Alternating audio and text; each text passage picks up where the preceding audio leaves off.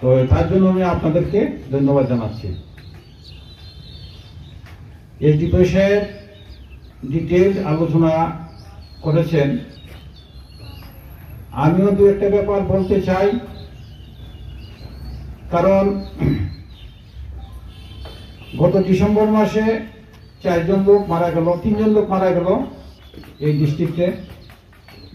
এই মাসে আজকে সবেমাত্র 14 তারিখ 4 জন লোক মারা গেল এই মাসে। যেভাবে মানে মৃত্যু মিছিল চলছে এবং যারা মারা যাচ্ছে ম্যাক্সিমাম নিরীহ মানুষ।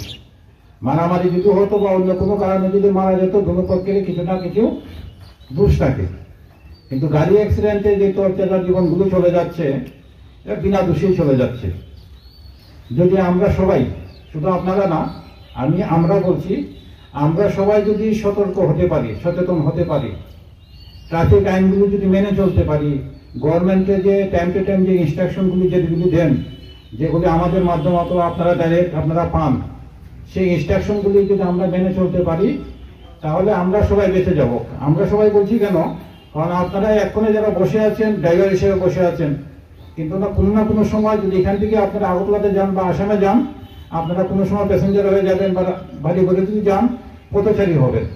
কারণ যেভাবে গাড়ি অ্যাক্সিডেন্টে মৃত্যু মিছিল চলছে, কোন সময় কে মারা যাবে এটির কোনো ঠিক ঠিকানা নেই।